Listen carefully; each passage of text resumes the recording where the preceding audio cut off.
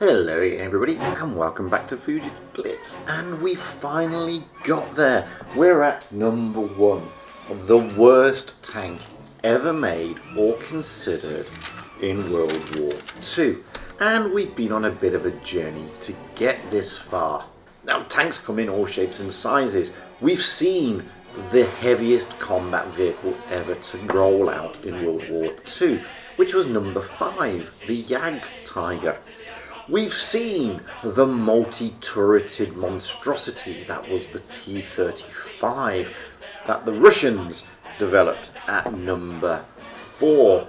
We've even looked at the longest tank, the TOG-2, sitting atop number 3.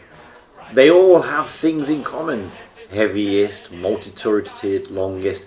We've even looked at the tank with the biggest armour and which weighed the heaviest, although it never saw action, in the Panzer Mouse. What happens when you stick all those together and then multiply it by 1,000? You get this! The Landkreuzer P1000 Ratte. Okay, I freely admit, this never made it past the drawing board. But that is not the point. I told you it's the top 5 tanks ever produced or considered. And boy, this one was considered and actually approved for development by Hitler. The Rat started life in 1941 by Krupp, the people who gave us the Mouse, and with its submarine designer Grote, who was absolutely infatuated with massive, heavy tanks. In fact, prior to the war, he had tried to convince the Soviets to design and develop tanks similar to the Rat, but the Soviets thankfully were a bit smarter.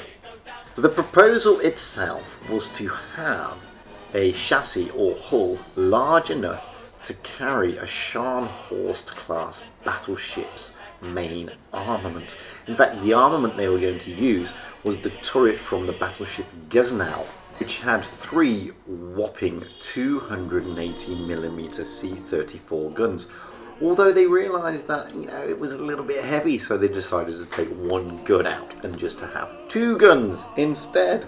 Depending on which design you then follow, or which sources you then read about, that either had additional 2 mouse turrets, both with the 128mm gun, or it had 1. Either way, the mouse turret itself at 50 tons was pretty big.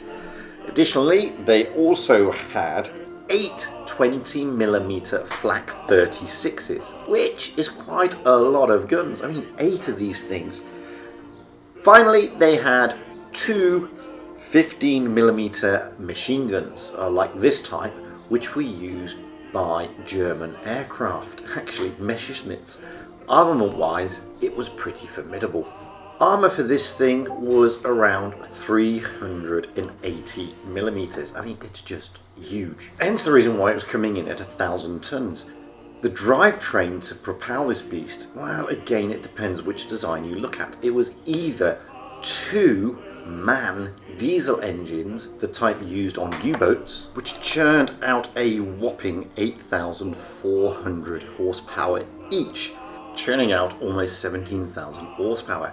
The other consideration was 8 Daimler-Benz MB501 engines, which churned out 2,000 horsepower each and were used in the E-boats, the Kriegsmarine fast attack patrol boats. Dimension-wise, it had a length of 35 meters, just the hull, going to 39 meters with the guns forward.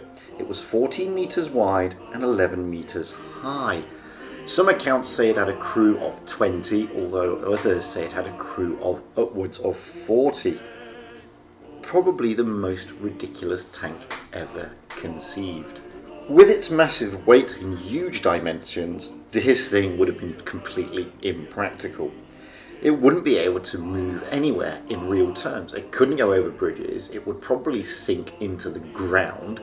It would churn up any road it went on immediately. In fact, it was just totally useless. On top of that, you've got to consider it had 6 tracks with far too many road wheels to count. I mean, changing a link would have been an absolute nightmare, let's be honest. The Rat was a pipe dream. Okay, I admit that. It was a considered proposal that approved by Hitler in 1941, but quickly cancelled by Albert Speer, the Minister of Armaments, in 1943. Why? Well, it would have been useless. This thing had absolutely no practical application whatsoever. Okay, it could destroy towns, but what's the point? You could use bombers to do that far more efficiently and far more effectively. As for a combat vehicle on the battlefield, it would have been useless. I mean, the gun depression alone would mean it couldn't fire at anything close. And why would you need that? You've already got the Schwergusstaff, the siege weapon that can serve the same purpose, albeit a railgun and obviously restricted to its tracks. Some people think that the project was cancelled and moved on to this, the Landkreuzer P1500 monster, which is a hoax. I mean, there are no evidence, no documents or designs pertaining to this creature. Many historians also believe the Rat to be a hoax, although there is evidence of a proposed 1,000-ton tank project, although it never got past the drawing stage. The Rat is the ultimate example of bigger isn't necessarily better. Or, as Heinz Guderian, the famous Panzer general, once said, Hitler's fantasies sometimes shift to the gigantic.